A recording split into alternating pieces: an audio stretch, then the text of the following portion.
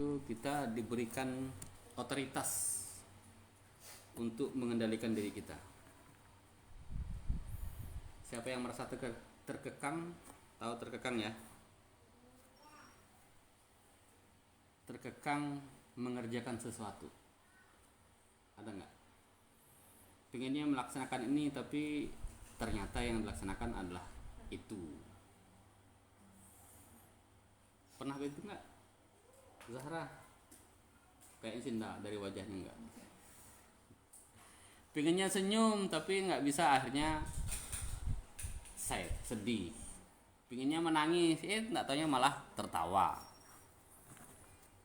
Ya, manusia tidak begitu. Manusia selalu bisa melakukan apapun yang dia inginkan. Ya kan? Artinya manusia memiliki otoritas penuh terhadap dirinya. Jadi sejak Anda ini bisa melakukan apapun, bisa berpikir apapun, itu sejak itu sudah merdeka, sudah. Terus yang pertama. Terus yang kedua, tetapi manusia tetap dibatasi. Ya kan? Apa batasannya coba? Batasan manusia. Ini masih kaidah umum ini. Ini ada yang paham gak sih kok begitu saya colokin langsung hilang dia?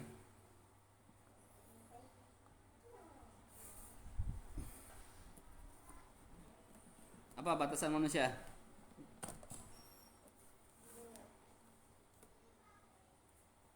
Halo. Ini memang temanya galau, jadi semua harus harus mendalami peran gitu ya.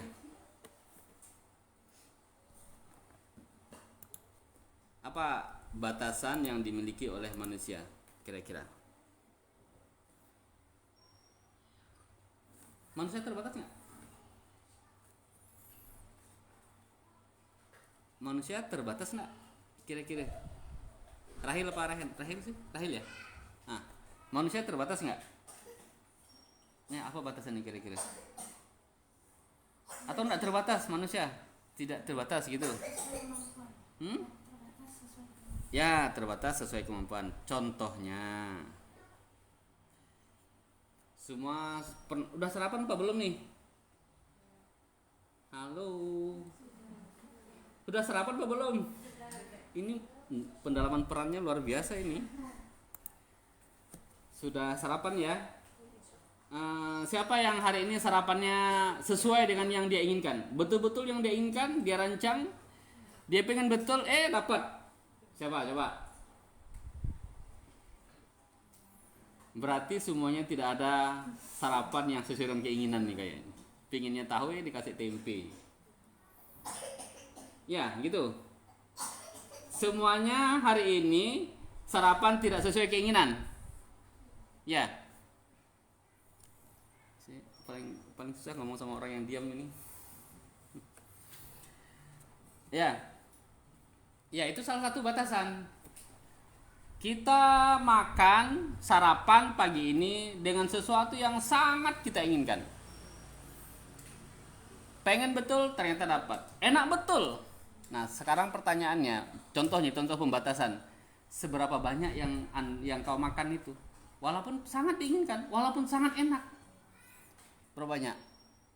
Sampai 5 piring. Ya, itu batasannya. Apalagi kira-kira yang dibatasi? Dibatasi. Dari yang paling jelas gitu ya, sampai mungkin yang bersifat individual. Batasan makan, batasan minum, batasan menyenangi sesuatu, itu saja kita batasi itu. Kita dengan tanpa kita sadari kita membatasi diri kita. Kita senang dengan sesuatu, tapi ada yang punya hobi nggak sih? Hobi yang kayak koleksi-koleksian gitu? Nggak punya hobi. Ada yang menyenangi pakaian yang dia sudah lama idam-idamkan, dia pengen beli jaket gitu kan, jaket yang keren lah pokoknya. Pengen betul. Terus nabung sampai dapatlah duit, beli dia. Ada yang begitu kira-kira? Ada. Nah, berarti kan dapat nih barangnya. Terus terbatas nggak akhirnya perasaan kita? Berapa lama sukanya jaket itu? Selamanya. Jadi selamanya karena saking sukanya, sehari 24 jam, 7 hari dalam satu minggu, 28 hari dalam satu bulan dipakai jaket itu. Nggak mungkin. Jadi dibatasi kan? Kita pun membatasi diri kita. Ternyata kesenangan kita pun kesenangan yang terbatas. Tuh individual tuh sifatnya. Terus berlanjut. Kita pasti cinta dong sama orang tuanya. Pasti. Pertanyaan saya, apa kamu dalam 24 jam itu perasaan yang ada terhadap orang tuamu cinta? Selama 24 jam dalam satu hari pasti cinta sama orang tua. Jujur deh, jujur. Ya, kalau depan ruang pasti bilang iya pak, betul cinta sama orang tua. Apalagi kalau pingin uang jajan kan. Cinta mati itu. Ya kan? Kita mengharapkan betul kita betul-betul cinta dengan orang tua. Normanya begitu, tetapi realnya dalam 24 jam itu kita coba rasa yang Anda miliki itu rasa apa aja sih? Rasa itu kan cinta itu kan bagian dari rasa. Rasa itu kan seperti warna pelangi kan, bukan pelangi, pokoknya warna lah. Ada hitam kelabu, ada hitam pekat dan seterusnya. Ada merah juga macam-macam dan seterusnya. Ya rasa juga begitu. Ada cinta, ada sedih, ada senang. Ada cintanya juga macam-macam tuh. Ada cinta yang 100%, ada yang cinta 80%, ada cinta yang 1,5% gitu kan. Sedihnya juga macam-macam. Kita bisa ukur begitu. Nah, kalau kita bilang kita cinta sama orang tua, apa selamanya? Maksud saya, perasaanmu terhadap orang tuamu selama 24 jam satu hari itu pasti cintanya itu pasti 100%. Kadang-kadang mangkelnya itu ada. Jangan mungkin lebih banyak. Nah, yang ngangguk itu berarti iya itu. Lah iya. Mustahil tidak pernah mangkel sama orang tua. Mustahil tak pernah benci sama orang tua. Mustahil. Dari kecil sampai besar itu pasti ada rasa bencinya dengan orang tua gitu kan. Cuma nanti yang kita kendalikan itu kan bagian dari yang kita kendalikan itu adalah akhlaknya. Ya. Jadi terbatas. Bahkan perasaan kita pun yang secara norma kita berharap, kita yakin benar kita harus cinta sama orang tua, ternyata pun kita terbatas. Terus ini masih bicara hobi nih. Hobi apa ya kira-kira? Nggak usah hobi lah. Sekarang yang lebih jelas, manusia dibatasi oleh waktu. Pernah nggak mengerjakan sesuatu yang betul-betul sibuk? Ya, sibuk apa sih? Sibuk apa? Tugas kuliah tuh. Tugas kuliah sampai betul-betul sibuk gitu kan? Ternyata kita dibatasi. Kita betul-betul fokus dari pada subuh. Kita fokus kerjakan. Sampai berapa lama tuh kamu kerjakan tugas itu? Malam sampai jam berapa? Dibatasi kan? Dibatasi oleh waktu. Waktu zuhur, beranjak ke waktu asar, mungkin lanjut ke waktu maghrib, bisa sampai nanti waktu malam, sampai nanti bahkan mungkin sampai ke subuh. Dan seperti itu. Jadi kita dibatasi oleh waktu. Perasaan kita terbatas, waktu kita terbatas dan seterusnya. Jadi tadi satu sisi kita adalah makhluk yang merdeka, yang memiliki otoritas penuh terhadap diri kita. Kita bebas untuk melakukan apapun. Tidak ada yang terpaksa kok. Kita bebas, bahkan kita bebas ingin mengucapkan apapun. Ya kan? Apapun yang ada dalam pikiran kita, Anda semuanya bisa mengatakannya. Apapun. Jadi sebenarnya kita bebas nih, dalam kondisi bebas. Tetapi ternyata di sisi lain kita justru sangat dibatasi oleh segala hal. Nah, yang paling jelas kita dibatasi oleh takdir. Itu batasannya. Ya, kalau sudah bicara takdir itu yang sudah sangat pasti ketetapan Allah Subhanahu wa taala. Pinginnya ada orang yang mungkin memiliki rencana seakan-akan dia hidup 1000 tahun padahal ternyata umurnya cuma 50 tahun begitu. Jadi dia dibatasi oleh waktu. Nah, terhadap perkara kebebasan tadi, oleh karenanya dalam Islam bukan bebas modelnya, tetapi bertanggung jawab. Jadi kita bertanggung jawab dunia dan akhirat kalau mau dibikin kalimat simple gitu kan. Makanya hamba Allah itu adalah, hamba itu artinya makhluk yang menyembah Allah. Kalau kita mengaku sebagai hamba Allah, menyadari kita itu sebagai hamba Allah, berarti kita sadar bahwa kita punya siapa? Punya Tuhan. Kalau kita mengaku, menyadari bahwa kita ini hamba Allah, berarti kita menyadari juga sebaliknya memiliki Rob atau Tuhan yang menciptakan kita. Nah, kalau sudah begitu bagus tuh, lempeng, bagus jalannya. Artinya kalau kita sudah sadar bahwa kita punya Tuhan, ada kewajiban tuh. Tuhan yang memberikan rezeki, maka kita harus bersyukur kepadanya. Allah yang menghidupkan kita, maka kita harus menyembah kepadanya. Allah yang menentukan hidup kita, maka kita harus berdoa kepadanya, dan seterusnya. Masa Allah yang memberi rezeki tapi kita bersyukur kepada makhluk lain? Masa Allah tentukan takdir kita tapi justru kita melawan takdir itu dengan sikap kita gitu. Jadi seperti itu ya. Saya masih nyolokin ini, ternyata nggak keluar-keluar nih barangnya.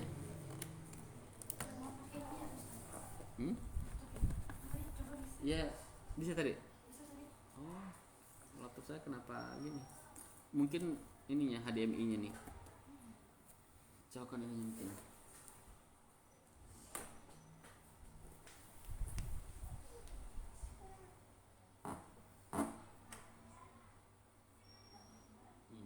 Cabut hilang, muncul dia.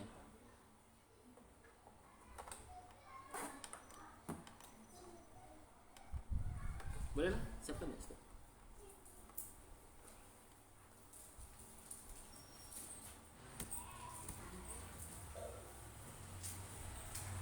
Tidak ada sinyal. Mungkin kabelnya kan.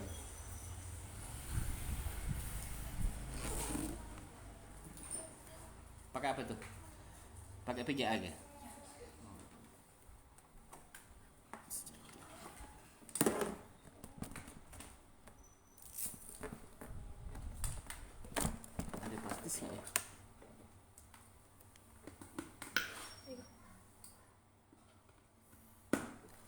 Nung, ke anak lagi nung. Ambilkan ransel Pak Cik, ada plastis di situ. Ya. Di kamar tadi itu yang Pak Cik kerja itu.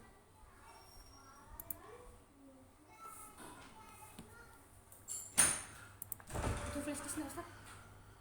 Ada plastismu? Ada. Oh, bosan ambil dulu udah sini. Ya udah kan. Masalah minta apa? Iya, pakai plastis nih. Nah, sekarang kertas yang dibagi belum dibagi ya? Belum. Ah, dibagikan dulu, bagikan. Kertas dibagi.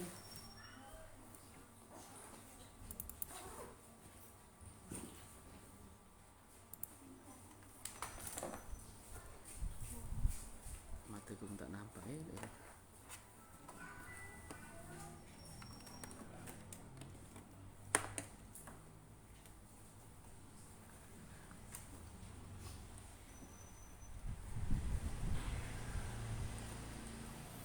Udah pada kenal semua kan nih? Saling kenal gak?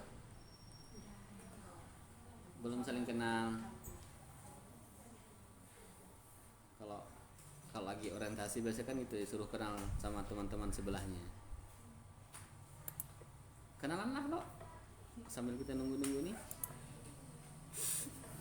Zahra, kamu berapa orang yang dikenal di sini? Namanya? Di sampingmu siapa namanya tuh? Hah? Pengen tahu? Pengen tahu enggak? Tanyalah. Kamu tahu nama itu sebelah nih? Namanya Zahra. Itu namu siapa sih? Auda. Ini namanya Auda ternyata. Auda. Nggak boleh dipisah ya. Terus sebelahnya siapa namanya? Raihan. Nah, coba yang pakai masker putih, berapa orang yang dikenal di sini? Hampir semua. Sama siapa yang belum pernah bicara? Sapa. Nunung? Berapa orang yang kamu kenal di sini? 3. Sini siapa? Ini anak Jumat kah? Siapa namamu? Oh, Uri Pak ya. Yang belum kamu kenal yang mana? Hah? Yang sudah dikenal.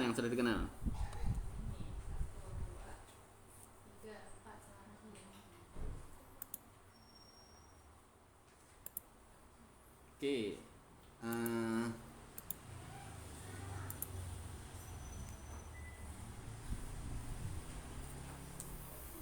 Nah, sekarang coba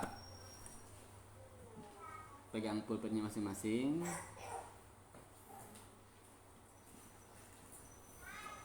Ditulis apa kelebihan saudara. Saya kasih waktu kelebihan. Taruh, jangan tulis dulu. Jangan tulis ya. Saya kasih waktu 1 menit. Nah, 1 menit. 1, 2, 3.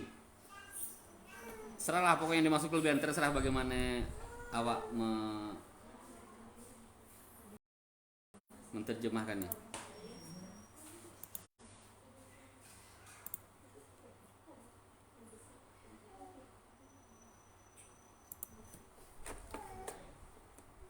Ini. Udah, kau tulis ya tugasnya. Pelan-pelan memindahkan kabel. Oh gitu. Mati dah kalau.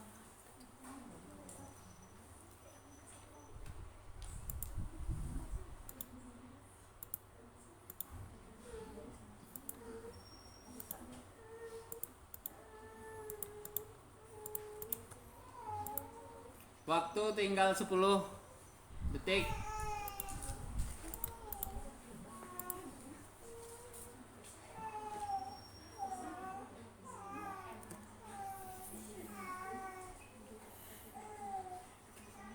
Tuh, 2, 3, 4, 5, 6 udah selesai.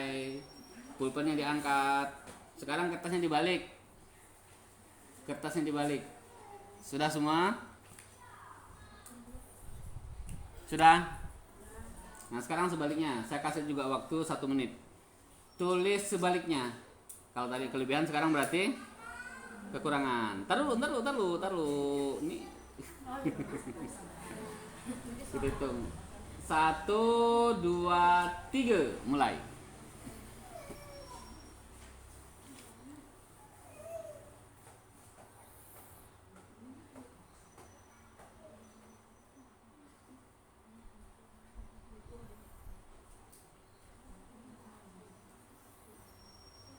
Baru 15 detik.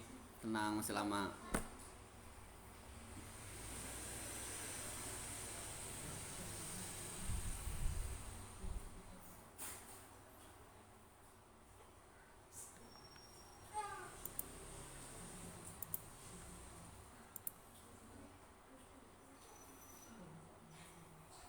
Tinggal 20 detik.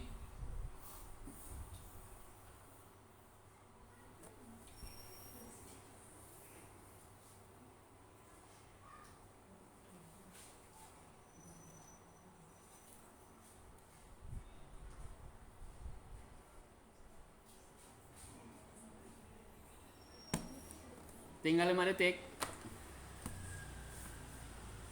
Sudah. Selesai.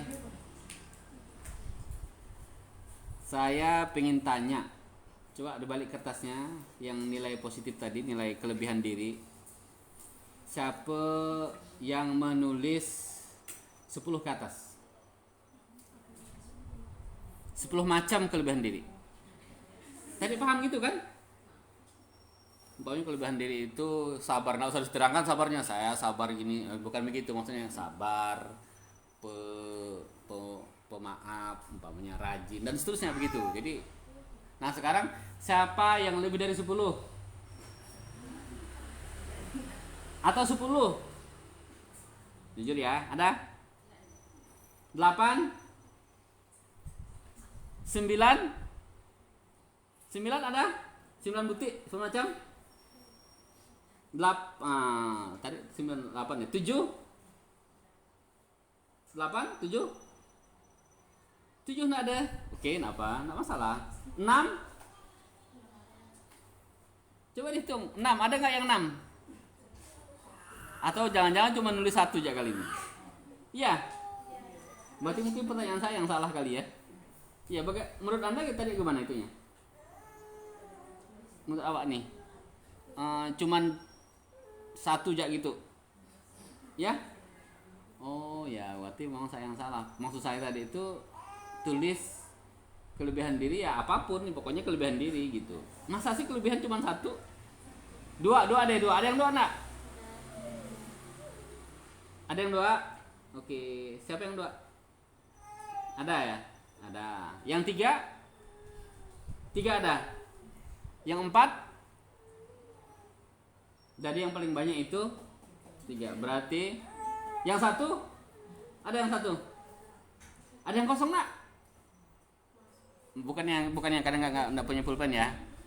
Jadi dia kosong tuh artinya dia tidak, selama 1 menit dia tidak menemukan satu pun kebaikan dalam dirinya. Oke, berarti dalam 60 menit. Berarti kalau 4, berarti untuk mencari kebaikan dalam diri Anda itu memerlukan waktu rata-rata 15 detik. Itu nggak masalah. Nah, sekarang kertasnya dibalik. Balik kertasnya. Itu nilai negatif dalam dirimu. Ada nggak nih kira-kira yang memiliki nilai negatif? Ada, ya pasti Long ya. Yang menulis 10 macam nilai negatif. Ada enggak? Selama 1 menit. 9? Ada yang 9? 8? 7? 6? 5? Ada yang 5? 4? Ada yang 4? 3? Ada yang 3? 2? 1 atau ada yang 0? Ada yang 0 enggak? Nah, oke. Berarti sebenarnya kita semua itu memang harus mengenal diri kita. Kita jangan-jangan suka melihat di seberang sana, tetapi kita lupa ada sesuatu dalam diri kita gitu kan, ada nilai positifnya, ada nilai negatifnya gitu ya. Oke, nggak apa-apa. Masih ada kertasnya? Masih ada kertas. Kita bermain dulu lah ya, karena saya lihat kayaknya kita lagi galau semua gitu. Orang galau jangan dikasih nasihat galau, nanti tambah galau dia. Kertasnya masih?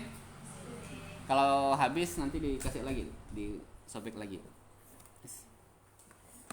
Sekarang tulis nilai positif pada teman yang kamu kenal, 1 ya.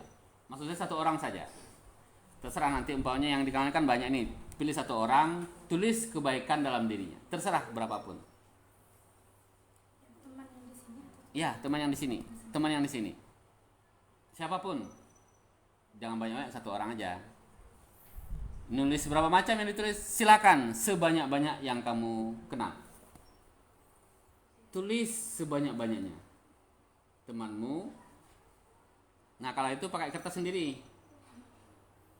Kertas tersendiri, maksudnya jangan digabung dengan kertas yang tadi. Boleh drawback, boleh. Waktunya panjang, waktunya 2 menit.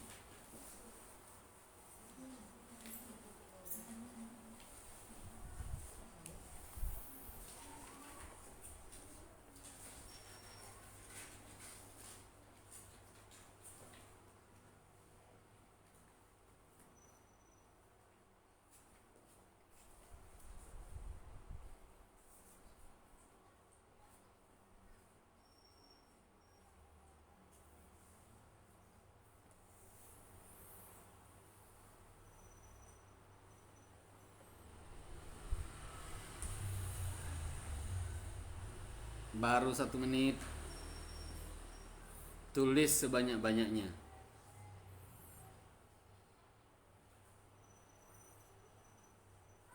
Tapi jangan disebut kelebihan berat badan lo ya.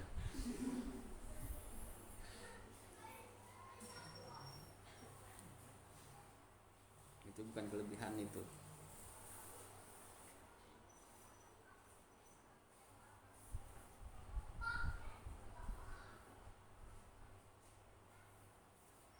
Bisa naikkan sini gak itu?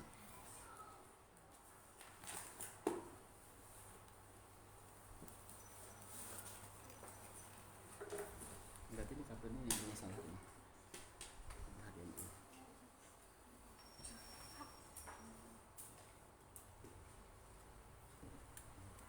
Pakai mus kah? Ada punya.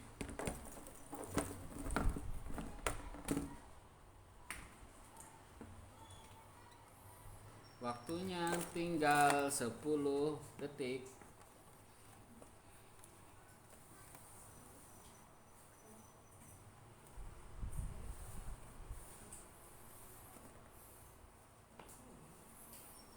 Nggak boleh mencontek. Sifat tuh nggak bisa dicontek-contek.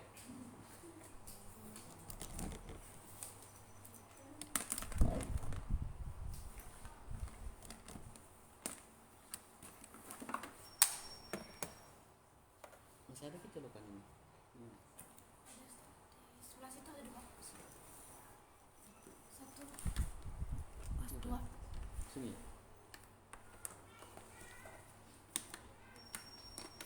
Oh, ini. Waktunya habis. Oke. Nah, sekarang saya pengen ada relawan satu orang. Relawan artinya tidak harus ditunjuk dong. Relawan satu orang yang berdiri menyampaikan surat yang dia tulis tadi. Panggil temannya, tapi dia dulu berdiri. Ada nggak nih? Ah, silakan. Raihan apa Rahil sih? Rahil. Ya ini. Satu produk sih ya. Satu pabrik. Berdiri, biar nampak semua. Nah, surat cintamu kau kasih sama siapa tuh? Nah, berdiri juga temanmu, berdiri. Berdiri di sini. Nah, biar nampak di tengah sini ya, tengah sini. Di tengah, tak bisa di tengah. Biar nampak dong. Nah, biar nampak, biar jelas.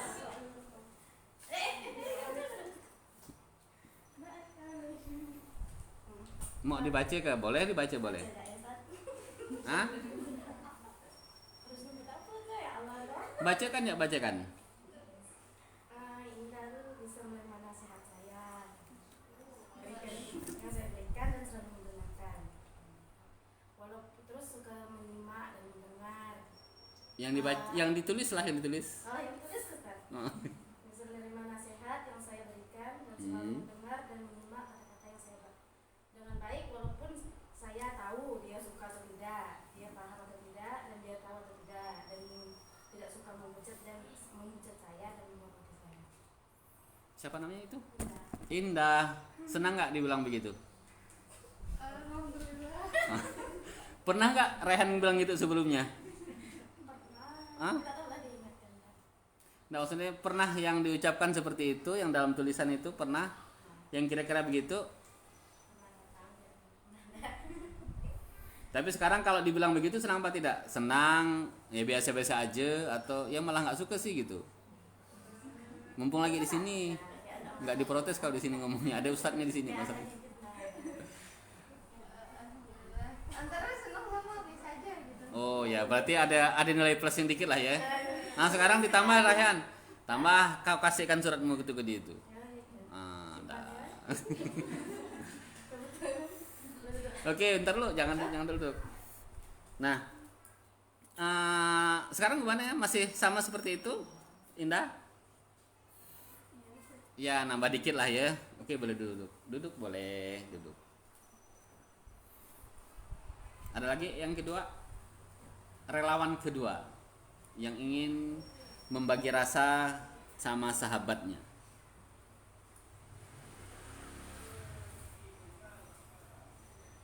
Kalau nanti di rumah bisa begitu nih sama adik-beradik. Rifa, ada yang kau tulis enggak? Ada yang ditulis? Sekarang enggak pakai relawan tapi pakai tunjuk. Rifanya berdiri sekarang. Bisa lah. Berdiri boleh berdiri. Enggak lagi sakit kaki kan? Berdiri. Silakan. Ini kan kebaikan. Jadi siapa temanmu yang kau tulis di situ? Udah. Teman ya udah ya. Sepupu. Teman juga, saudara juga. Ya udah, silakan berdiri udah.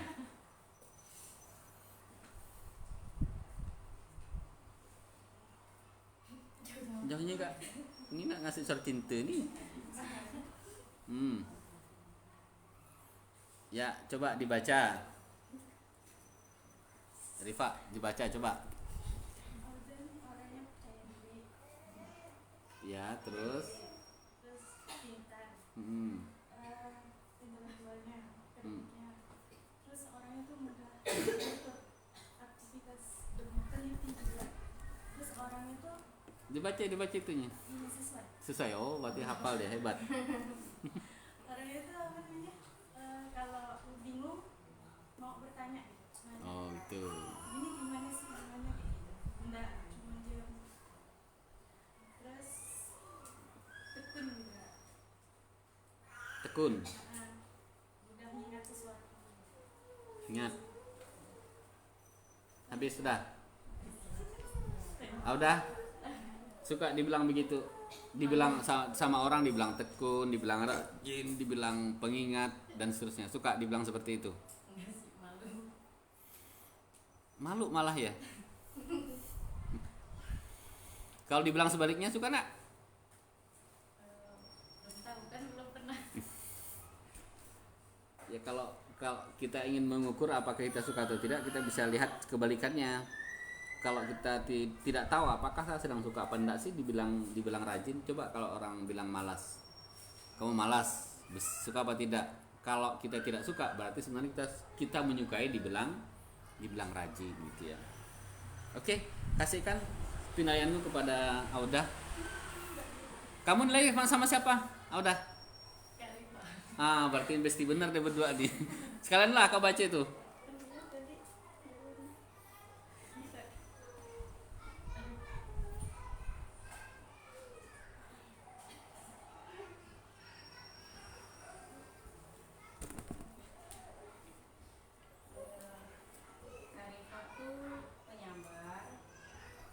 Umurmu sama Rifa tuh setara atau mana?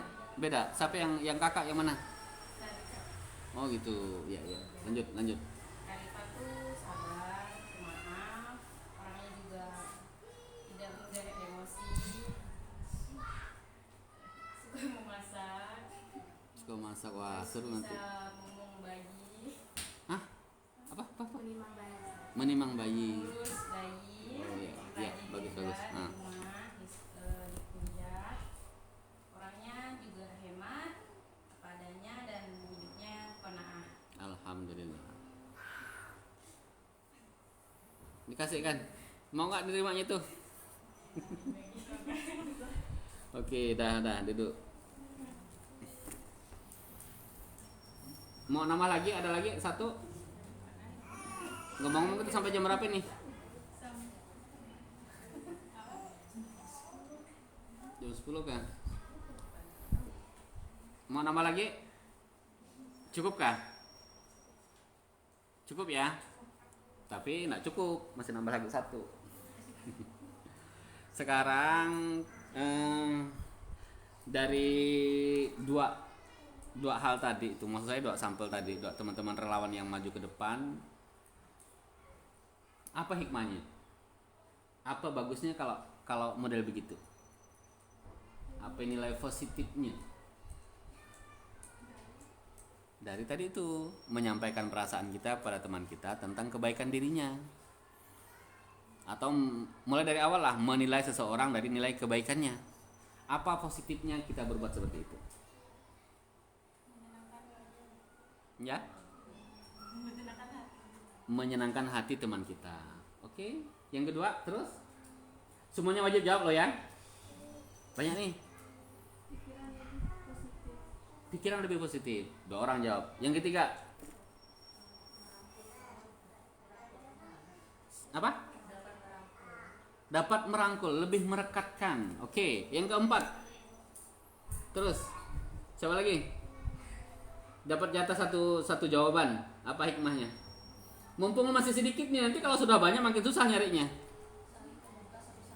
Saling terbuka. Kelima, jujur terhadap teman. Keenam,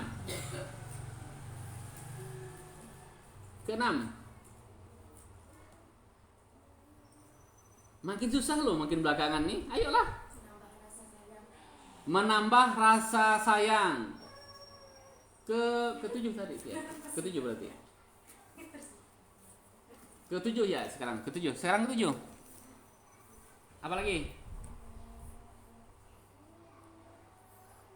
Zahra, pengen berkomentar? Hah? Belum? Yang lainnya, ayo. Di samping Indah tuh siapa? Indah tadi sudah ya? Nah, berarti sampingnya siapa tuh? Oh, Suci. Anaknya Abah ya, Abah Rahman. Apa? Apa kebaikan seperti itu? Ada kebaikan nggak begitu tuh? Banyak. Nah, tuh. Udah 7 disebutin. Iya, udah 6. Yang ke-7 sekarang. Terbuka, saling merekatkan diri, menambah sayang dan seterusnya.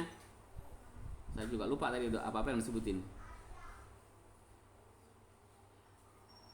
Menambah, apalagi? Menambah motivasi enggak? Nah, memberikan nilai positif gitu kan. Menambah energi positif. Apalagi kira-kira? Menambah energi positif. Kita tuh perlu banget energi positif. Jadi memotivasi diri untuk berbuat lebih baik lagi. Apalagi kira-kira? Ya, bisa jadi introspeksi. Oh, ternyata mungkin kita melihat orang dia sabar, ternyata mungkin saya kurang sabar, atau mungkin dia dikasih tahu kita cerdas. Oh, berarti saya sangat cerdas dong gitu. Apalagi kira-kira? Introspeksi. Terus apalagi? Kira-kira 6 apalagi ya? Memang makin lama kan makin susah nyarinya, karena sudah disebutin semua. Menambah semangat hidup, bisa menghilangkan galau. Bisa hilang nggak galau kira-kira? Bisa. Orang yang mengenal dirinya dengan baik itu bisa menghilangkan rasa galau. Apalagi kira-kira? Membuat fokus rencana hidup dan seterusnya. Banyak yang jelas.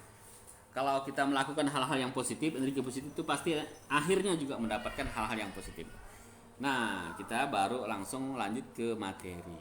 Saya nanti kemarin berusaha untuk kira-kira materi apa yang kira-kira bisa didiskusikan gitu ya, yang bisa langsung berkenaan dengan Anda semua, dengan kita semua sebenarnya. Pertanyaan berikutnya, ini materinya nggak banyak, selainnya cuma 8 atau 7 cuma.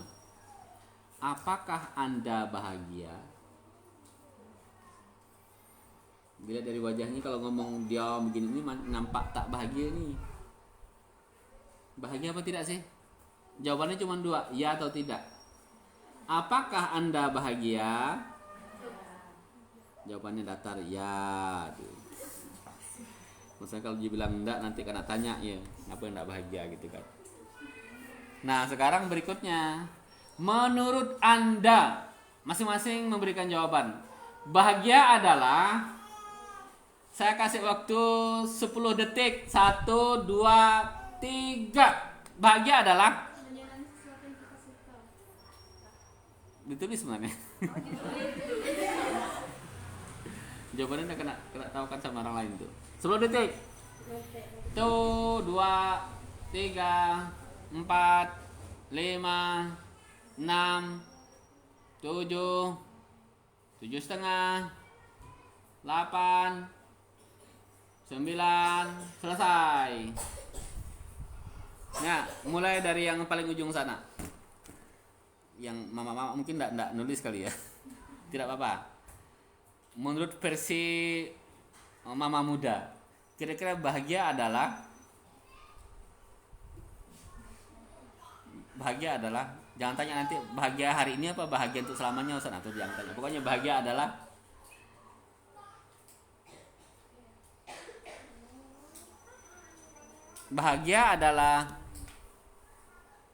ya tadi kan pertanyaannya apakah Anda bahagia?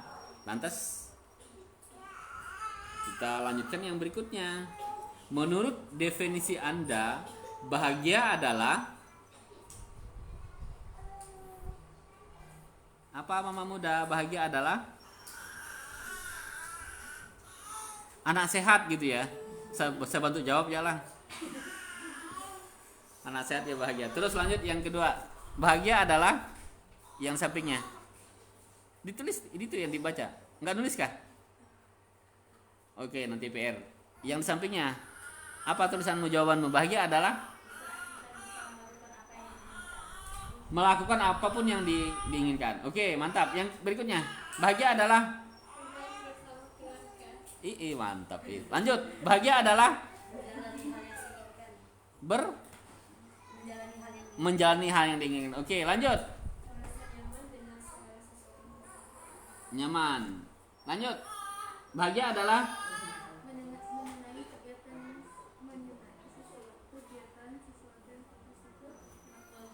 menyenangi sesuatu kegiatan yang disuka gitu.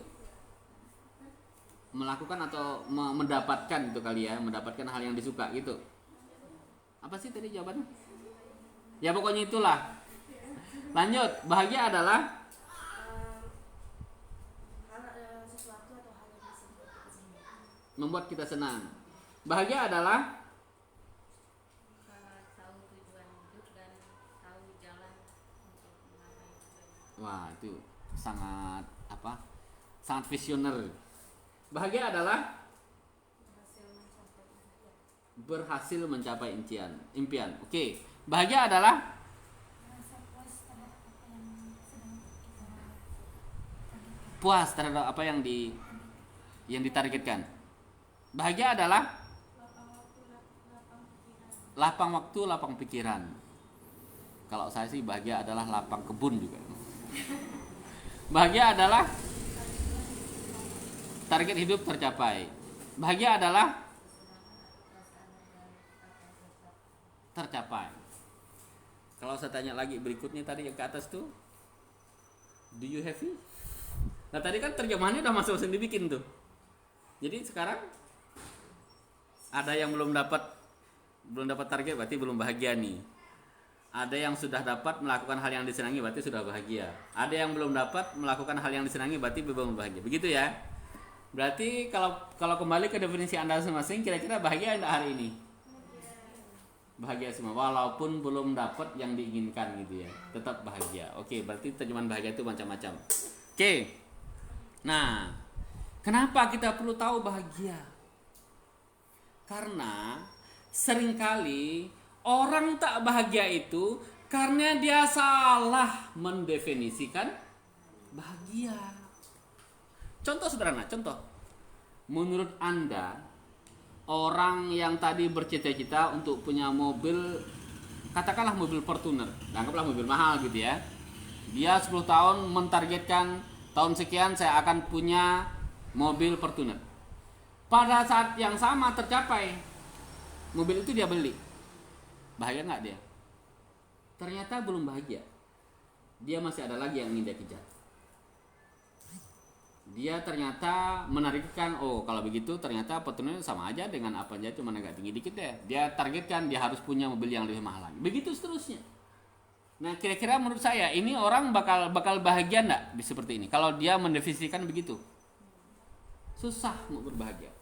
Jadi kalau kita lihat orang yang punya rumah yang bagus, punya sepertinya dia tidak ada masalah, makan mau dia pingin makan apa saja ada itu, duitnya banyak, tebal kantongnya. Menurut kita dia bahagia. Bahagia menurut kita. Belum tentu ternyata. Jangan-jangan hatinya atau pikirannya sedang super galau. Jadi apa yang salah? Bisa jadi memang definisi kita tentang bahagia itu yang berbeda. Ya, karena salah mendefinisikan bahagia, maka kita terlambat untuk bersyukur mendapatkan kebahagiaan. Oke, yang tadi ya. Nah, ini dalam Al-Quran itu kita ke konsep ya, konsep Allah. Yang bawa mushaf silakan dibuka Quran surah Al-Mu'minun ayat surah yang ke-23. Ya. Surah yang ke-23 Allah buka dengan a'udzubillahi minasyaitonirrajim. Qad aflahal mu'minun. Sungguh beruntung orang-orang yang beriman.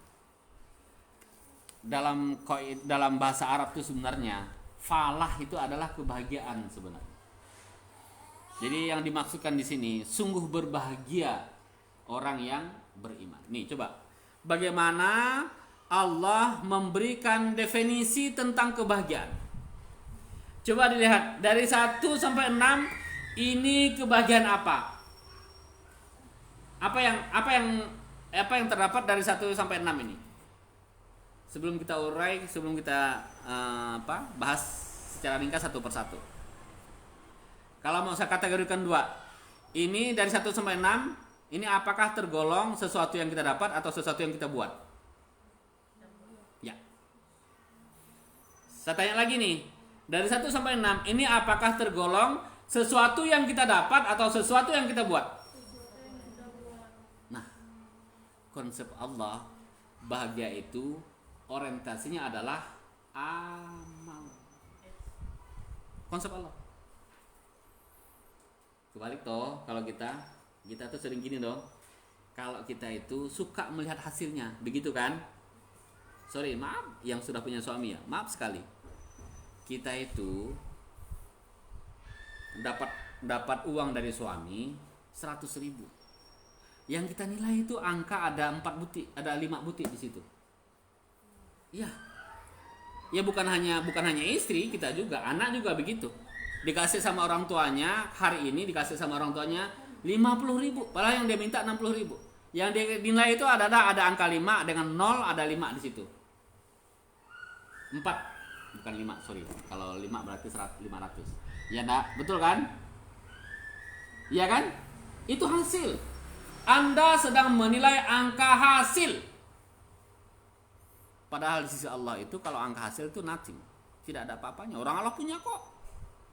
Bagi Allah tuh jangankan cuma uang 10.000, Allah punya segala-galanya, Allah punya. Apa yang dihitung oleh Allah? Allah hitung bagaimana hamba ini mendapatkan uang 100.000.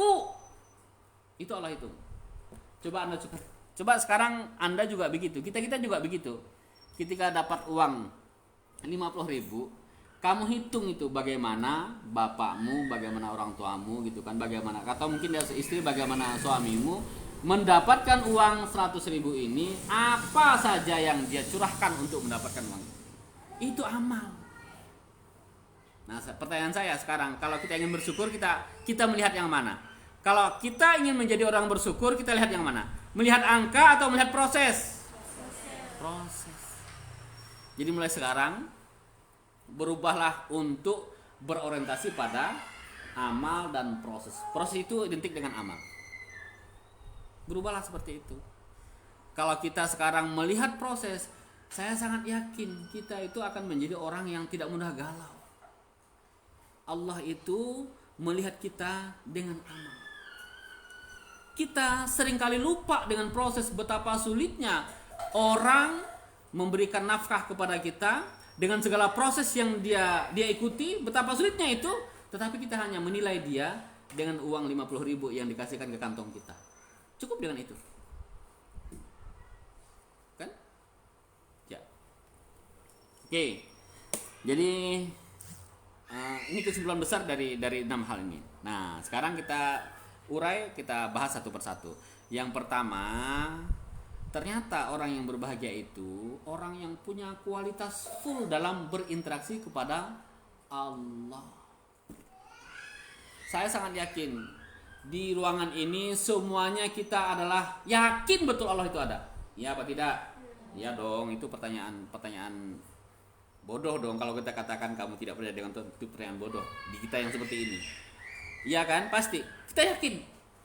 Tetapi apakah kita berkualitas berinteraksi kepada Allah yang kita yakini itu? Bagaimana kualitas interaksi itu? Kualitas dalam berbicara, memohon, berdoa. Allah kasih satu jalan. Apa jalannya? Rule-nya itu adalah sholat. Orang yang berbahagia itu ketika dia full mencurahkan perhatiannya, mencurahkan apa yang ada dalam dirinya untuk berinteraksi ketika sholat kepada Allah SWT. Nah, kalau nanti bagaimana sih orang yang sholat khusyuk itu? Ya memang tidak mudah menjadi orang yang khusyuk dalam sholat gitu ya. Tapi pada prinsipnya kalau kita sudah betul-betul full menghadap Allah, kita betul-betul fokus menghadirkan diri dan hati kita untuk sholat, maka itulah termasuk orang-orang yang sholat. Oke. Jadi bukan hanya sekedar yang sholat, tetapi kalau ingin lebih berbahagia lagi, dia harus khusyuk betul dalam sholat gitu kan. Yang kedua, nah ini amal juga. Amal nih, tadi amal pertama sholat. Yang kedua, ini orang yang sangat menjaga lisan dan perbuatan. Kalau dalam terjemahan itu disebutkan menghindarkan dari perkataan dan perbuatan yang tidak berguna. Alladzina hum lah apa? Gimana? Minal lahwi mu'ridun tuh. Ini dari surah Al-Mu'minun 1 sampai 9 ya. Orang yang menghindarkan diri, menjauhkan diri dari perbuatan dan perkataan yang tidak berguna. Jadi dia sangat efektif. Punya kualitas akhlak itu bagus gitu. Kembali ke tadi yang saya katakan, semua kita nih, semua yang ada di sini dan semua manusia itu punya otoritas penuh untuk apa? Untuk berkata, untuk berbuat, untuk bersikap. Bisa. Kamu bisa mengucapkan apapun. Kamu bisa melakukan apapun dengan tangan dan kakimu. Ya kan? Siapa yang menghalangi coba? Anda bisa mengucapkan yang paling kotor sekalipun. Orang lidahnya punya kamu kok. Pikirannya punya kamu. Kamu bisa melakukan apapun yang paling buruk dengan tangan dan kakimu. Orang yang berbahagia adalah mereka yang hanya menggunakan lisan dan perbuatan untuk hal-hal yang bermanfaat. Maka batasannya kalau ingin menjadi orang berbahagia, kita bebas melakukan apapun, tapi ketika kita ingin orang yang berbahagia, kita hanya mengucapkan hal-hal yang bermanfaat, atau sebaliknya menjauhkan diri dari hal-hal yang tidak berguna. Kalau kita koreksi dalam satu hari hidup kita ini, berapa perkataan yang sudah tidak berguna yang sudah keluar dari mulut kita dan seterusnya gitu ya, itu akan banyak sekali. Nah terus yang ketiga, menunaikan zakat. Ini kalau bicara hasil apa maksudnya nih? Orang yang berbahagia adalah orang yang menunaikan zakat. Ini apa maksudnya nih? Jadi Allah itu sebenarnya tidak memerintahkan kita untuk kaya, tetapi Allah perintahkan kita untuk membayar. Karena membayar zakat maka kita harus Jadi yang Allah tilai itu, kayamu itu dibikin untuk apa? Ada gak perintah? Wahai manusia, perbanyaklah hartamu, kayakan diri. Tidak ada begitu. Malah diancam dalam Al-Quran itu. Orang yang menimbun-nimbun harta diancam dalam Al-Quran. Selalu zakat. Tetapi sangat jelas, orang yang berzakat itu adalah orang yang mampu. Orang yang mampu. Jadi dalam Islam itu bahagia adalah seberapa besar maksimalitas dia ketika punya harta untuk dicurahkan, dimanfaatkan untuk berzakat dan seterusnya di jalan Allah Subhanahu wa taala. Jadi pemanfaatan hartanya itu, gitu ya. Harus kaya, benar harus kaya. Namun yang paling penting adalah kita dengan kekayaan tersebut kita menunaikan perintah Allah, zakat, infak dan seterusnya. Terus yang keempat, menjaga kehormatan. Menjaga kehormatan ini menjaga sikap. Ini kalau dalam barangkali dalam tafsirnya lebih banyak bicara tentang seksualitas gitu ya, tentang nafsu dan seterusnya. Manusia itu yang menjerumuskan manusia itu memang dua hal. Satu lisan, mulut sebenarnya bukan lisan, mulut saja. Mulutnya ada makanan di situ, ada ucapan di situ. Banyak orang itu terjerumus tuh karena lisan, karena nafsu ngomongnya tuh terlalu besar atau nafsu makannya terlalu besar. Dia makan satu hari cuma 3 kali paling banyak. Dia perlunya energi, apalagi kalau dalam ilmu biologi, ilmu gizi. Ada yang pernah belajar ilmu gizi? Ada yang basic pendidikan apa nih? Ada yang basic kesehatan nggak? Atau biologi? Ada biologi? Biologi. Nah, udah belajar ilmu konsep dasar kehidupan manusia itu? Ada nggak dipelajari? Umpamanya kalori, manusia perlu kalori, perlu protein dan seterusnya, gitu kan? Kalau bicara tentang itu nggak ada bedanya memang antara nasi, tepung, singkong, antara nasi yang harganya 100.000 dengan nasi yang harganya 20.000, 50.000, nggak ada bedanya. Kalori ya kalori. Yang memilah-milah itu kan belum masuk ke mulut nih yang jadi mahal gitu kan? Ya. Ya. Kalau bicara tentang nafsu ya begitu gitu kan? Nah, oke. Orang yang menjaga kehormatan dirinya ini lebih tertuju kepada lisan dan nafsu seksualitas dirinya gitu ya. Barang siapa yang mampu mengendalikan dua hal ini, maka dia menjadi orang yang beruntung. Karena betapa banyak orang yang terjerumus, orang yang galau karena dua hal ini. Galau. Tak bahagia dia. Nafsunya sangat besar. Dia perlunya cuma segini, tetapi yang dia kumpulkan itu sampai bergudang-gudang. Banyak ada orang kaya yang itu sampai memiliki perusahaan di mana-mana gitu kan. Yang pemilik kekayaan di Indonesia ini kan cuma berapa orang, segelintir manusia saja kan. Karena nafsu ingin mengumpulkan harta sebanyak-banyaknya seperti itu. Ya. Terus yang berikutnya, orang yang berbahagia itu adalah mereka yang memelihara amanah. Apa maksudnya di sini? Ini hubungan horizontal, hubungan satu sama lain. Kita dikasih kepercayaan sama orang lain, kita dikasih amanah sama orang lain, maka orang berbahagia adalah mereka yang memelihara amanah tersebut, tidak dikhianati gitu kan. Terus yang terakhir, orang yang kembali memelihara sholat. Khusyuk tadi perkataan tentang kualitas. Terus kalau memelihara itu lebih luas lagi, memelihara sholat gitu ya. Mulai dari tentu saja khusyuknya, terus ilmu cara menunaikan sholat, kemudian dari segi waktunya, terus bacaannya, terus tempatnya, terus persyaratan rukun dan seterusnya. Jadi dipelihara oleh dia.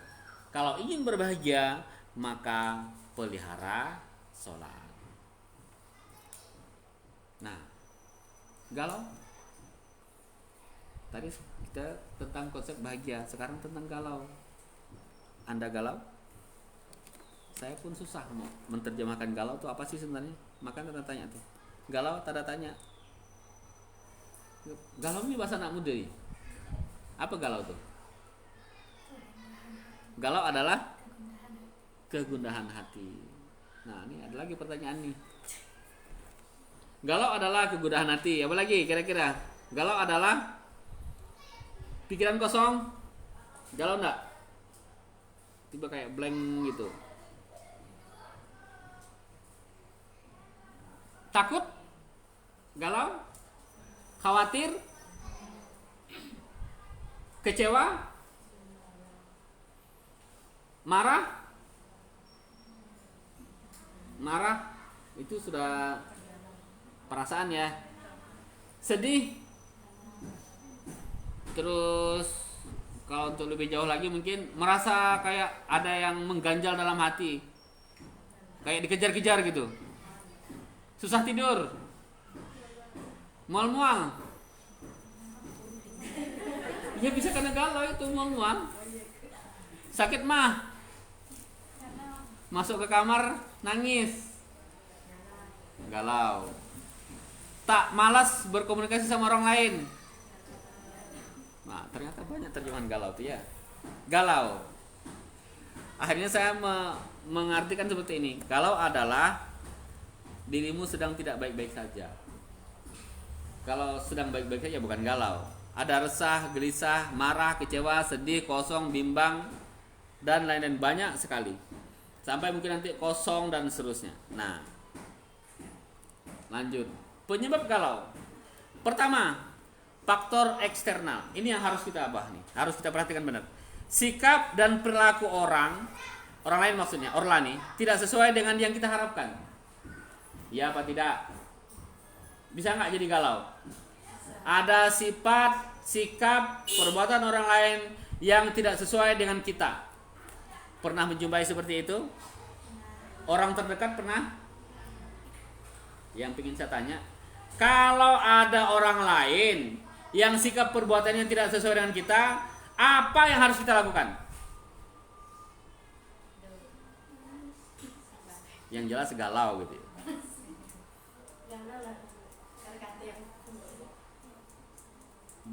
Bisa nggak kita perintahkan, kita suruh ke dia, kita tolong ke dia, tolonglah kau jaga sikapmu biar aku tak galau. Bisa nggak begitu? Penyebabnya kan dia, menurut kita nih, penyebabnya adalah sikap dia ini tak cocok dengan seleraku, sehingga aku menjadi galau. Aku pengennya itu dia ngomong itu tidak begitu, tapi masa dia ternyata ngomongnya seperti itu. Aku pengennya itu sikapnya itu tidak begitu, tapi karena sikapnya begitu aku jadi galau. Bisa nggak begitu? Karena sikap orang lain kita menjadi resah, menjadi galau. Nah pertanyaannya, apa yang sebenarnya harus kita ubah? Ya, jadi seringkali kita itu suka mengurus hal-hal yang tidak bisa kita ubah. Kita tabrak itu. Kita tabrak karang yang sangat besar. Kita hantam lautan yang terhampar luas.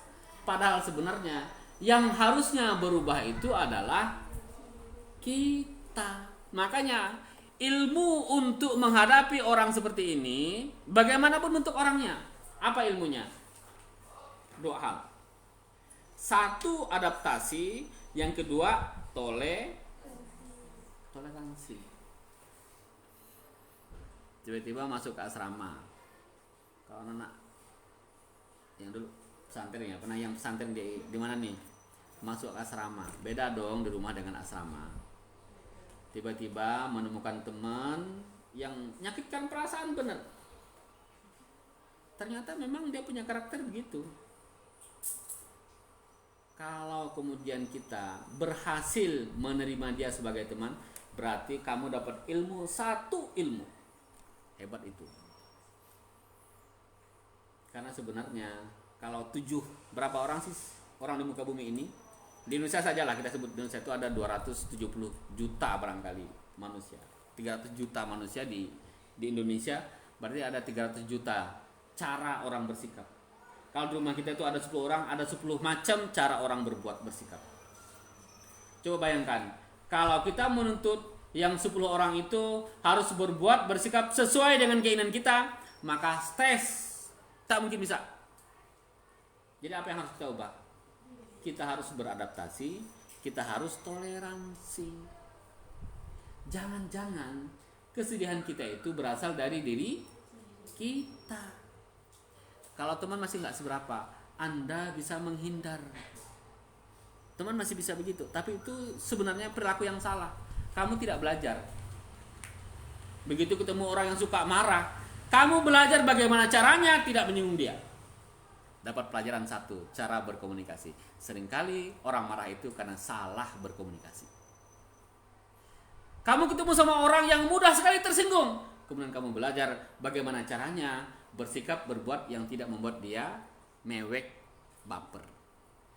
Dapat satu pelajaran, berkomunikasi dengan orang yang baper sehingga terjalin komunikasi, terjalin keakraban.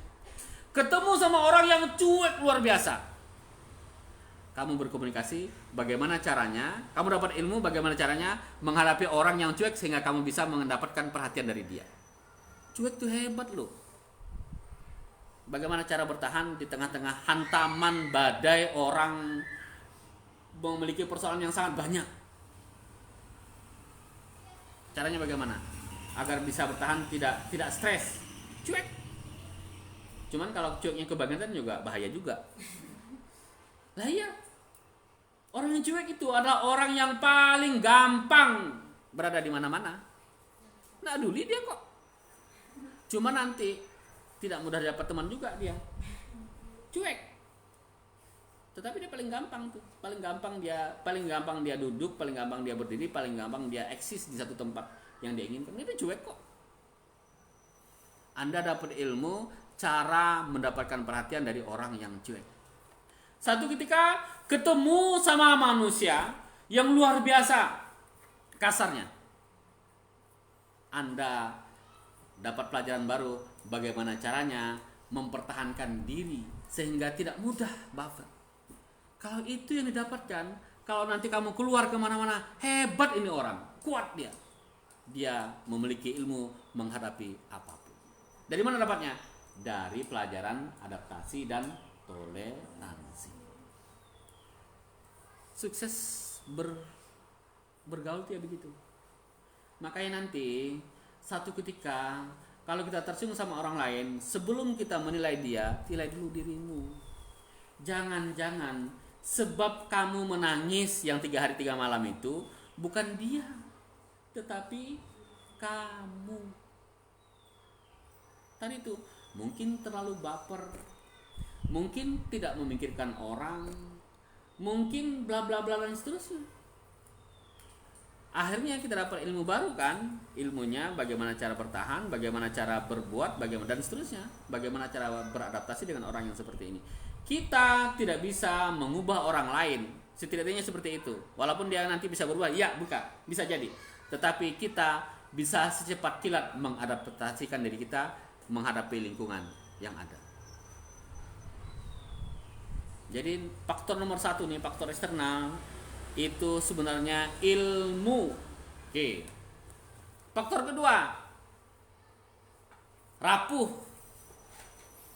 Rapuh itu apa sih? Ini sebenarnya kalau bahasa tukang nih, dapat kayu yang mudah patah.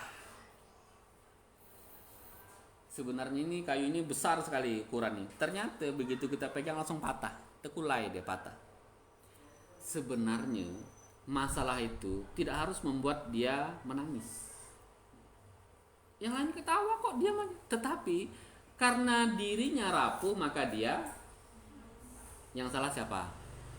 Yang harus dia perbaiki siapa? Apa yang harus diperbaiki? Ya, kalau kita ibaratkan itu kita punya tembok, temboknya dipertebal. Bagaimana sih caranya?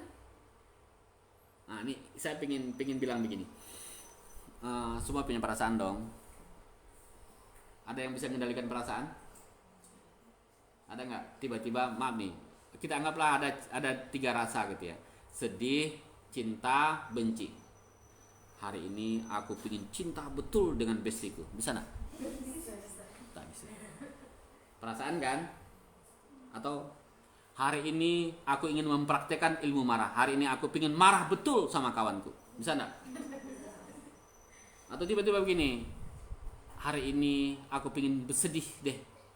Bisa nggak seperti itu? Artinya apa? Bisa nggak kita mengendalikan perasaan kita? Nah, ternyata keterbatasan kita, perasaan adalah sesuatu yang sangat sulit kita kendalikan. Tapi apa yang bisa kita kendalikan? Apa yang bisa kita kendalikan dari perasaan itu? Perasaan pasti melahirkan aksi. Ya kan? Sedih apa aksimu? Kalau kamu sedih, aksimu apa? Itu yang sudah berat, yang sebelum sampai ke nangis.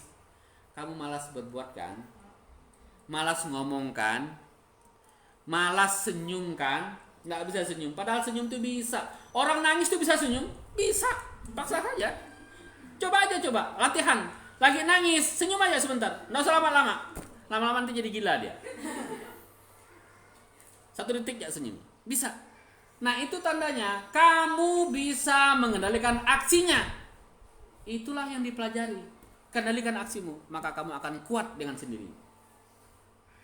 Contoh sederhana, sebenarnya ilmu jiwa nih, itu ada namanya depresi. Depresi itu kesedihan yang berkepanjangan, ada sebab segala macam, ada sebab dan seterusnya.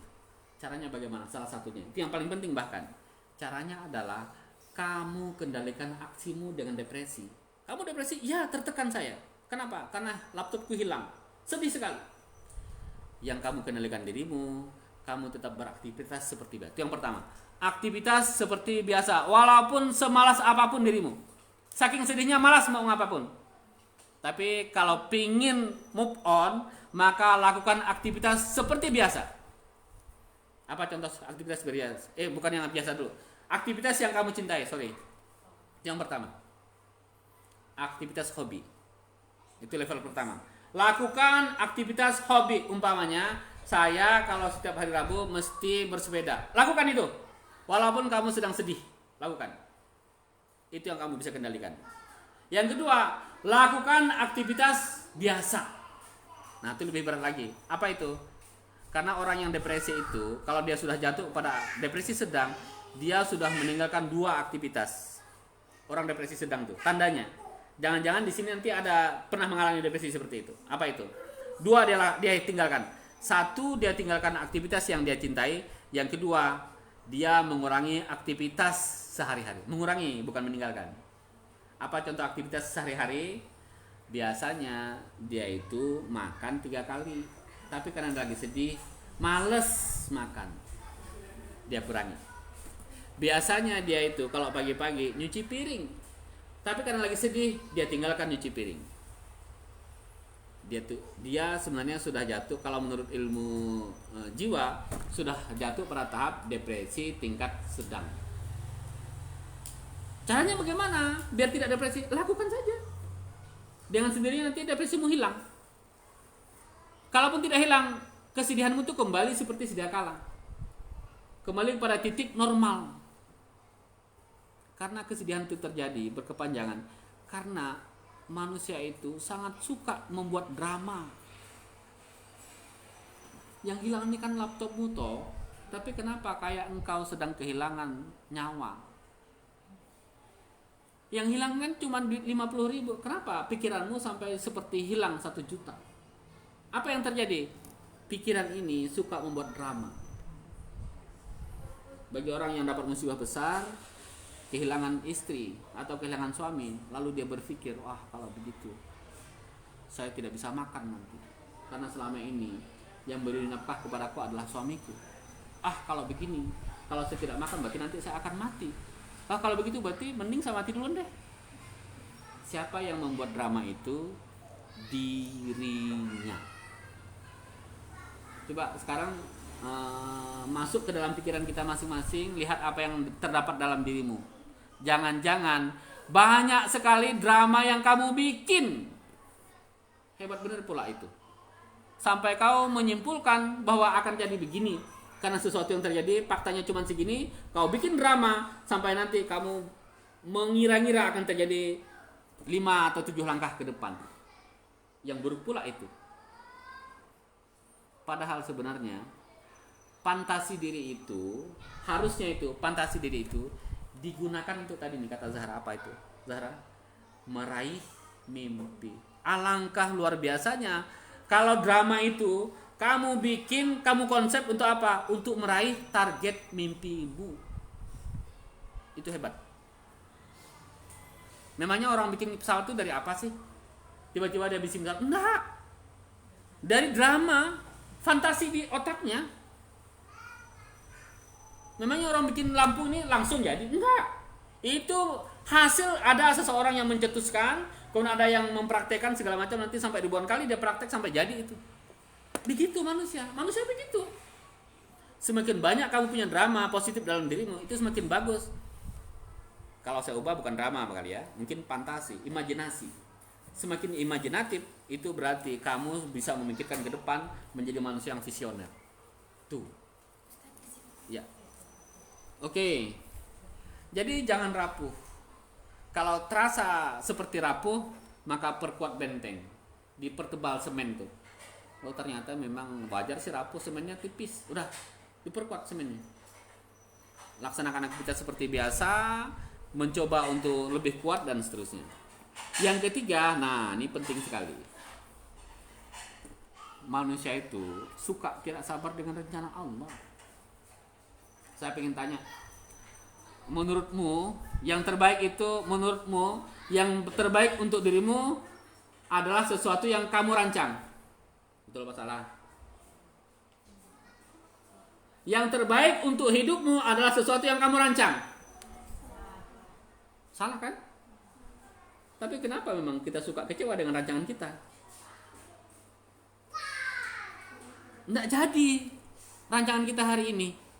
Padahal kita sudah rancang. Kecewa betul kita. Jangan-jangan, kembali ke nomor 3, Allah sedang punya suatu. Nah, jadi harusnya bagaimana? Kalau kita sudah rencanakan hidup kita, kita sudah bikin hidup kita, ternyata gagal pada satu ketika, satu titik gagal, maka yang perlu kita lakukan husnuzon. Jangan-jangan Allah sedang membuat drama yang lebih indah untuk kita. Dan itu pasti. Berapa banyak orang yang itu dari kegagalan ternyata dia berhasil menjadi seseorang yang lebih hebat lagi. Satu ketika itu begini, ini cerita nyata ya. Waktu saya studi di Semarang gitu ya, saya 2 kali berangkat waktu itu. Berangkat pertama saya makan di warung makan, ya warungnya sederhana tapi di ruko lah gitu, ruko sederhana tapi ruko di pasar. Ya kalau kita bilang tentu sewanya mahal. Oke, itu ibu-ibu ramah melayani, makanlah. Terus sekitar 6 bulan kemudian saya datang lagi ke sana. Datang lagi ke Semarang, ke tempat yang sama, nggak ada lagi warungnya, nggak ada lagi. Kemudian ternyata saya teringat ibu-ibu yang melayani saya makan waktu itu, dia punya kayak punya lapak nasi gitu, cuman meja doang di pinggir masjid. Ramai, pelanggannya ramai. Saya teringat, kayaknya ibu ini udah dulu gitu kan. Nah, sambil karena saya sering makan di situ, akhirnya dia buka cerita. Pak, dia bilang, Pak tahu enggak? Dulu saya punya ruko di sana. Saya ini suka masak, Pak, dia bilang. Saking sukanya masak, saya sama suami akhirnya ya udahlah Pak, kita usaha buka rumah makan saja. Akhirnya dia punya rumah, dia jual rumah. Bayangan dia nih, dia akan kontrakkan ke sebuah ruko itu, dan tentu saja karena tempatnya ramai gitu kan, ini akan jadi bagus. Dia jual rumah dia, kemudian dia ngontrak, dia nyewa ruko. Apa yang terjadi? Nggak sampai setahun Pak, setahun kurang lebih dia bilang, uang saya habis hasil jual rumah, saya nyewa ruko. Apa yang terjadi? Nggak laku Pak, tekor, habis, rumah kami tidak ada, ngontrak. Saya stres Pak, dia bilang. Tetapi karena saya suka masak, dia bilang, akhirnya udahlah Pak, yang penting kita usaha. Akhirnya dia ambil meja, dia taruh pinggir jalan, dia jualan. Tanpa diduga-duga, ternyata hasilnya jauh dari yang dia perkirakan. Sekarang dia sudah punya rumah dan punya rezeki segala macam. Dalam waktu singkat. Salah nggak dia berusaha seperti tadi? Dia memutuskan untuk jual rumah, kemudian dia menyewa ruko gitu kan? Salah nggak itu? Mungkin keputusan yang kurang tepat, tetapi tidak salah. Itu cara Allah untuk menemukan dia dengan jalan atau skenario yang Allah telah bikin untuk dia. Jadi Allah yang maha pembuat rencana, Allah yang menghidupkan kita, Allah yang bertanggung jawab, yang sudah menyatakan akan memberikan rezeki kepada kita. Allah yang sudah jelaskan bahwa Allah yang akan menjadikan kita bahagia, yang punya jalan itu Allah. Allah semua kok. Oleh karenanya, ketika kita berusaha, kita berbuat dengan keterbatasan kita, mentok dalam satu hal, kembali kepada apa yang harus kita lakukan? Husnuzon. Oh, Allah sedang merencanakan sesuatu. Ya. Rencana Allah itu luar biasa, pasti sempurna. Itu ya. Jadi sabar dengan rencana Allah. Nah, yang terakhir, tadi sudah saya bilang nih, kita itu suka salah mendefinisikan musibah dan rezeki, karunia atau bahagia. Tadi saya katakan bahagia, kita salah mendefinisikan. Sekarang musibah terbesar apa sih? Coba, musibah yang paling besar itu apa? Yang kamu rasakan?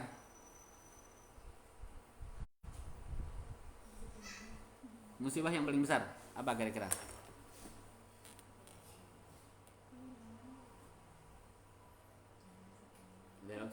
Apa? Pernah merasakan musibah? Apa musibah yang paling besar? Yang paling membuat kamu terpukul? Ya, bapak meninggal, oke. Musibah yang paling besar itu. Apa lagi? Ya? Ketinggalan? Kehilangan seseorang. Ini bikin pertanyaan kalau Patayat itu bilang seseorang tuh bikin pertanyaan, seseorang tuh banyak banget tuh. Seseorang apa sih gitu. Ya pokoknya seseorang yang dicintai lah ya. Bisa orang-orang terdekat. Apalagi kira-kira? Musibah yang dirasakan paling besar. Ya, oke, banyak lah ya. Itu memang ya manusia memang begitu. Kita selalu begitu. Nah, sekarang kita kembali ke konsep tadi, konsep kebahagiaan. Ternyata Allah kasih definisi kebahagiaan itu, apa tadi definisi apa? Definisi apa? Amal. Yang 6 hal tadi itu masuk dalam kategori amal. Kalau begitu berarti musibah terbesar itu adalah ketika kita tidak dapat proses amal. Jadi musibah terbesar itu ketika kita jauh dari Allah. Musibah terbesar itu ketika kita ketinggalan amal. Kalau hari ini mungkin musibah terbesar kita lalai sholat. Musibah terbesar kita nih harian nih kita tidak ngaji dan seterusnya. Kenapa? Karena itu nanti yang akan membuat kita bahagia. Yang nyampe kepada Allah yaitu. Dengan demikian berarti coba. Nah sekarang kalau musibahnya seperti itu, nah sekarang rasa syukurnya. Apa yang harus kita syukuri berarti? Kalau kita diberikan kesempatan, diberikan peluang untuk menyempurnakan ibadah kepada itu yang disyukuri. Sebenarnya gitu. Makanya begini, saya pernah bilang begini. Ketika orang yang paling dicintai meninggalkan kita atas takdir Allah, musibah besar. Tetapi ini sebenarnya di balik ini ada pelajaran yang sangat besar. Apa sih pelajarannya? Kalau yang berhubungan dengan kematian, apa pelajarannya? Saya sebutkan 2 hal. Yang satu pasti Anda tahu. Apa pelajarannya? Kalau kita ditinggalkan oleh orang yang kita cintai. Satu, pasti Anda tahu apa itu pelajarannya. Hikmahnya apa? Agar kita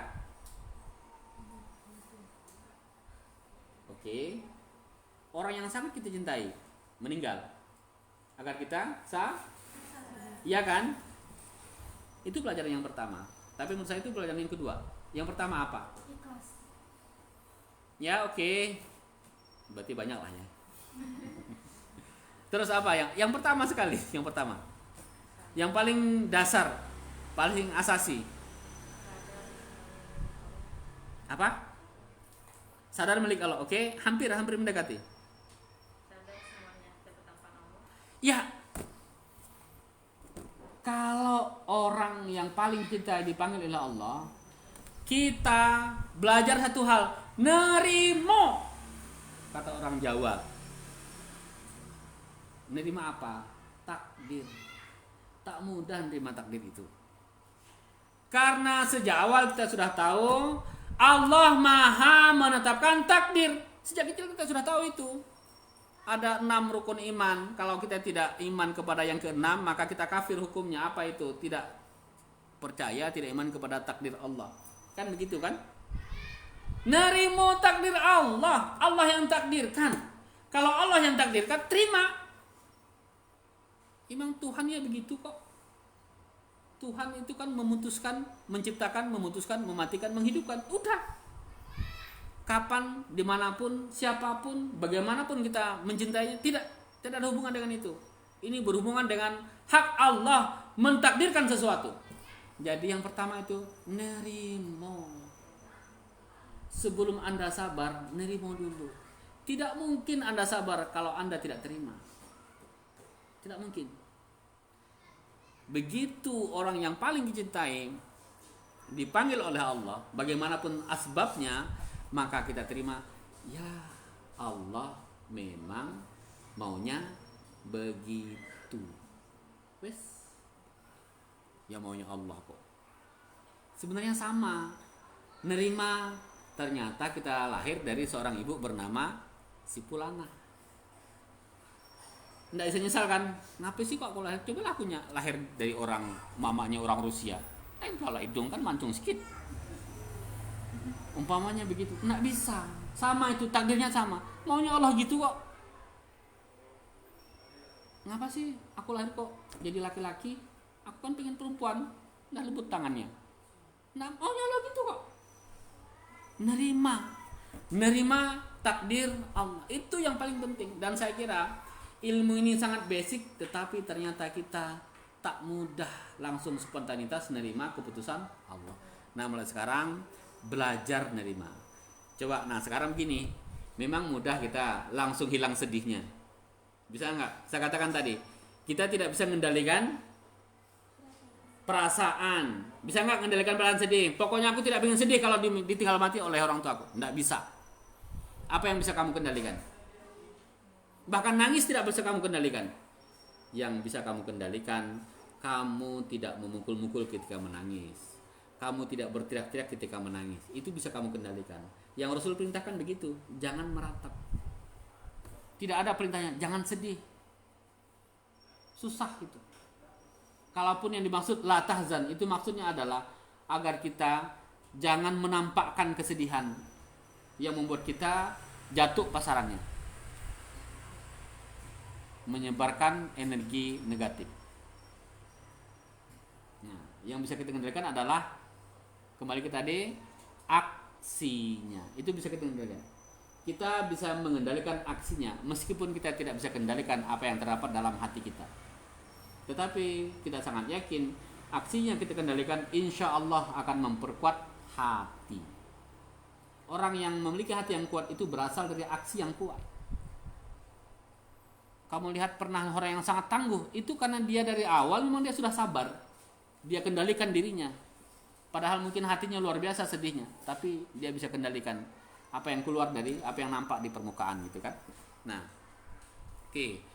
Maknai musibah sehingga kemudian kita benar dalam memaknai rasa syukur. Syukur itu karena kita mendapatkan sesuatu yang sangat berharga. Alangkah indahnya seorang hamba Allah yang bersyukur karena dia diberikan peluang untuk ibadah. Syukur tertinggi itu. Saya sangat yakin kamu semua pasti punya rasa berterima kasih. Bersyukur punya orang tua, bersyukur punya kendaraan, bersyukur bisa kuliah. Kalau mau dikembangkan banyak banget. Bersyukur dan bersyukur. Tetapi yang paling bahagia itu adalah ketika dia bersyukur ternyata diberikan peluang untuk ibadah. Ini yang tidak banyak orang bisa lakukan. Padahal nikmat terbesar itu adalah kita suka bilang nikmat terbesar itu adalah iman dan Islam. Nah, yang terakhir, ini saya bikin tamsil ya. Terakhir begini, kamu di perahu sedang membawa HP kesayangan. HP sayang betul dengan HP. Ada apa? Ada beberapa orang ada dalam perahu itu. Tiba-tiba perahunya karam. HP-mu hilang. Padahal HP-nya sayang banget. Dan ada juga teman yang hanyut, tidak ketahuan. Tetapi Anda selamat sampai ke permukaan, sampai di daratan. Saya ingin tanya, perasaanmu waktu itu, kamu bersyukur karena selamat atau kamu sedih karena hilang HP? HP-mu bagus loh. HP-mu tuh bagus banget. Bersyukur karena selamat atau bersedih karena hilang HP? Saya ulangi lagi, bersyukur karena selamat atau bersedih karena hilang HP? Sama kan jawabannya? Kenapa kamu bersyukur karena selamat? Karena bagi kita, meskipun kita sangat cinta dengan HP, tidak ada apa-apanya dibanding diri sendiri. Itu ibadah. Bagi kita, sebesar apapun musibah yang terjadi, kalau kita masih diberikan peluang untuk beribadah kepada Allah, maka pada dasarnya itu adalah hal yang kecil. Karena dengan izin Allah justru kita diberikan peluang untuk beribadah kepada Allah. Begitu, kayak tadi itu. Kenapa? Karena nanti ibadah itulah yang akan menyelamatkan kita dari siksa api neraka dan menghantarkan kita kepada kebahagiaan hakiki dunia akhirat, gitu kan? Kalau di surga, di akhirat nanti surga, keselamatan di sisi Allah Subhanahu wa taala. Saya kira demikian, waktunya sudah lewat. Alhamdulillah, mudah-mudahan ada manfaatnya.